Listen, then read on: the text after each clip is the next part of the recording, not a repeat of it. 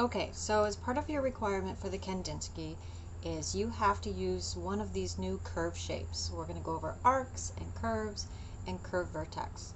There's also Bezier, which you're welcome to look at.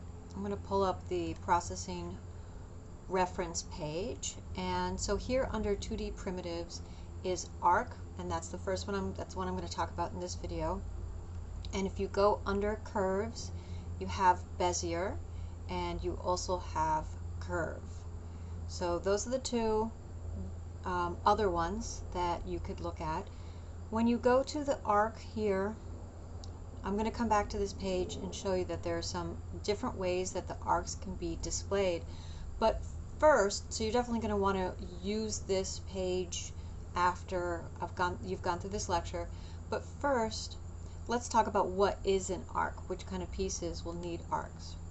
So in a Kandinsky like this, the way I would approach these little guys here on the side is I would make this one arc, this is an arc, this is an arc, this is an arc. So an arc is a part of a circle. So this here, you could make one circle and put that underneath and then do these guys all as separate arcs. You see how they're slices of that circle? Up here, this is definitely an arc. So this, I guess all of these you could do in two ways. You could do this all as, this one for example could be 4 arcs, or you could have one circle that is red and then put on top of it the different arcs right here, these little slices. Either way would work.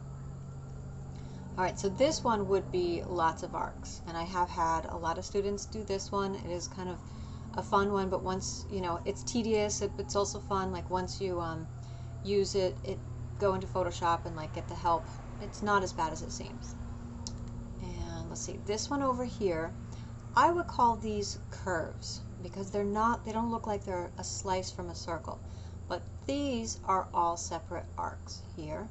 And this is an arc, and this is an arc, and this I would call an arc, but it has something that's kind of covering it up. So I would do this as a large arc, and then I'd put this as like a rectangle on top of it.